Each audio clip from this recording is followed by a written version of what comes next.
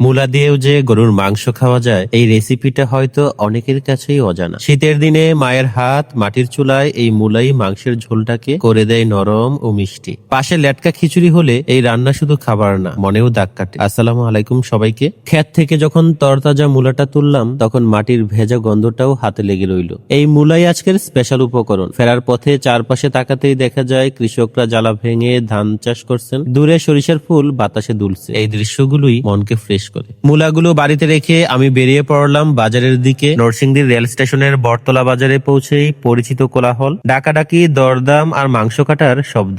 আজ সিনার মাংসই নিলাম 2 কেজির মতো। খিচুড়ির সাথে সিনার মাংসটাই সবচেয়ে পারফেক্ট জমে। বাড়িতে ফিরে প্রথমে মাংস বলে নিয়ে ভালো করে ধুয়ে নেওয়া হলো। রান্না শুরু হয় ধৈর্য দিয়ে, তাড়াহুড়া দিয়ে না। এই ফাঁকে ছোট বোন মূলার খোসা ছাড়িয়ে বড় বড় টুকরো করছে। মায়ের নিয়ম, মূলা বড় হবে যাতে রান্নার শেষে ঝোলের ভেতর নিজেকে ভেঙে দিতে পারে। রান্নাঘরে তখন ছোট ছোট কাজ চলছে। কেউ মুরগিকে চাল দিচ্ছে, কেউ পেঁয়াজকে কুচি করছে। এই দৃশ্যগুলো আলাদা করে বলা হয় না, এগুলোই ঘরের রান্নাকে আপন করে তোলে। চুলায় হাঁড়ি বসে এরপর তেল দেওয়া হয়। তেল গরম হওয়ার সঙ্গে সঙ্গে পেঁয়াজ পড়তেই যে শব্দটা উঠে সেটাই রান্নাঘরের প্রথম কথা। এরপর রসুনটাকেও ভাজা হয়। তারপর একে একে এলাচ, দারুচিনি, তেজপাতা, লবঙ্গ আর কয়টা গোলমরিচ, সব মশলা যেন নিজ নিজ জায়গা খুঁজে নেয়। মরিচ গুঁড়া ও হলুদ গুঁড়া আলাদা বাটিতে নিয়ে পানিতে গোলানো হয়। আলাদা করে গোলানো মরিচ আর হলুদ হাঁড়িতে ঢুকলে মশলা কষানোর রং বদলায়। তারপর লবণ, নেড়েচেড়ে আদা বাটা ও জিরে গুঁড়া। জিরে বাটা না থাকায় মা জিরে গুঁড়া দিলেন। সবশেষে মায়ের হাতের জয়ফল আর জয়ত্রী সহ তৈরি করা গরম মশলার গুঁড়া হাঁড়িতে যায়। মাংস ঢুকে গেলে মশলার সাথে নেড়েচেড়ে হাঁড়ি ঢেকে দেওয়া হয়। এই সময়টাতে পানি দেওয়া হয় না, কারণ ভালো মাংস রান্না হতে সময় লাগে আর মাংস থেকেই পানি বের হয়। এই কষানোর ফাঁকেই শুরু হয় খিচুড়ির প্রস্তুতি। একটা বাটিতে আতপ চাল আর মুসুর ডাল ধুয়ে নেওয়া হয়। অনেকে পোলাওয়ের চালেও খিচুড়িটা করে থাকেন। আরেক চুলায় নতুন হাঁড়ি বসে। এরপর তেল, তারপর পেঁয়াজ কুচি, রসুনটাকেও আগে ভাগে ভালো করে ভাজা হয়। এরপর দেওয়া হয় এলাচ, দারুচিনি, তেজপাতা, কয়েকটা গোটা মশলা। খিচুড়ির হাঁড়িতে ঢুকে মরিচ, হলুদ, আদা, জিরে কষানো হচ্ছে।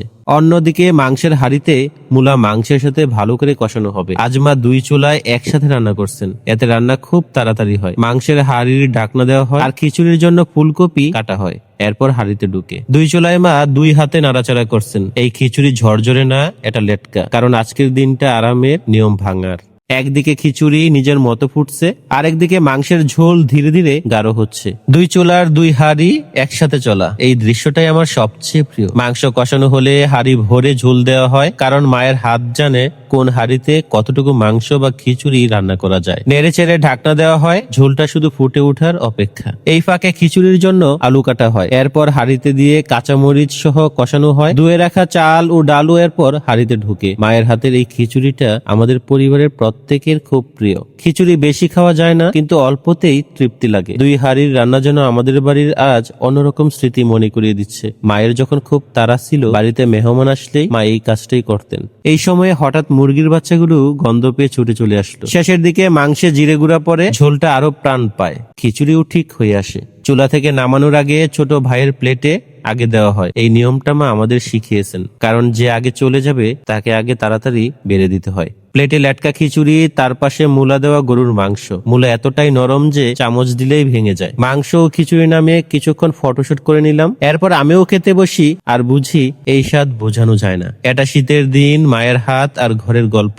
আমার আজকের রেসিপিটা আপনাদের কাছে কেমন লাগলো অবশ্যই কমেন্টে জানাবেন। ভিডিওটি ভালো লাগলে অবশ্যই শেয়ার করে দিবেন, কারণ এই রান্নাগুলো শুধু খাবার না, এগুলোই আমাদের স্মৃতি। আর যারা এখনো আমাকে ফলো করেননি, প্লিজ ফলো করে দিবেন কেপিস কুকিং ব্লগ।